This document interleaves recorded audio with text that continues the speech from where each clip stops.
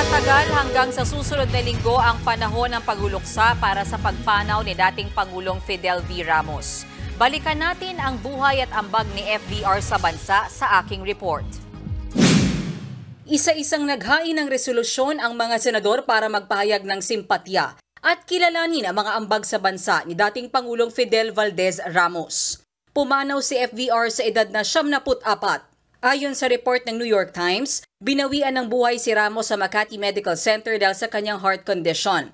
Mismong si Senate President Juan Miguel Zubiri ang nanguna sa paghahain ng 8 resolusyon na kalaunan ay inadopt din sa plenaryo. Although we are made poor by his passing, he left behind a rich legacy and lessons that will serve us well if we heed them, so we can finish the grand dream that Fidel V. Ramos envisioned for the country he loved so much. Tumanaw din ang utang na loob si Zubiri kay FVR na kinuha siya sa ilalim ng partidong Lakas CMD nung baguhan pa lamang siyang politiko. I am forever grateful to have had the opportunity to learn from him as I entered public service for the first time. And I learned a lot from him. I think most of the work ethic that I've been doing to this day, I learned from him as a president. I admired his work ethic, Mr. President. Naka-half-mast na rin ang watawat sa Senado bilang pakikiramay sa pagpanaw ni FVR. Kahapon ay pinirmahan ni Pangulong Bongbong Marcos ang isang proklamasyon na nagtatakda ng 10 araw na period of national mourning mula July 31 hanggang August 9. Sa mga araw na ito, dapat naka-half-mast ang Philippine flag sa lahat ng opisina ng gobyerno sa bansa at maging sa abroad. Nagbigay din ng tribute si Vice President Sara Duterte kay FVR. Isa raw siyang tunay na patriot at sana raw ay maging inspirasyon ng publiko.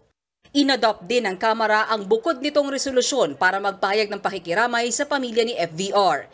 Inihain nito ni Speaker Martin Romualdez na nagpasalamat din kay FVR sa kanyang kontribusyon sa Lakas CMD. Sa pagpanaw ni FVR, inalala siya ng mga minsan niyang nakatrabaho katulad ng kanyang dating NEDA chief na si Silito Habito. He was both firm and soft. That's the best way I can describe it.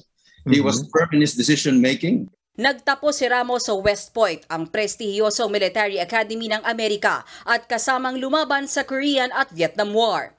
Tabako ang tawag sa kanya ng ilan dahil sa kanyang signature na pagtatabako saan man siya magpunta. Bukod sa pagiging sundalo na pasabak sa politika si FVR, noong administrasyon ng second cousin niyang si dating Pangulong Ferdinand Marcos, nagsilbi si Ramos bilang Presidential Assistant on Military Affairs, hepe ng Philippine Constabulary at Vice Chief of Staff ng AFP. Pero noong 1986, kasama si Ramos sa mga nanguna sa People Power Revolution na siyang nagpabagsak sa rehime ni Marcos Sr.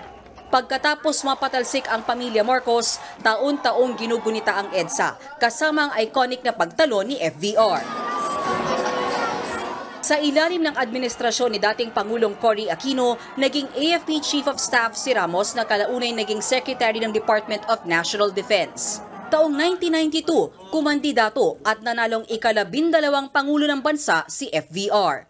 I see myself not as the first Protestant to become president, but as the 12th Filipino president who happens to be a Protestant. Nakilala siya sa mga katagang, Kaya natin ito. At sa kanyang signature thumbs up.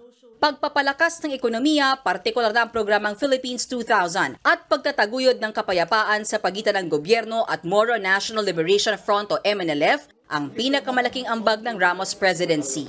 To me, it is equally noble to die of old age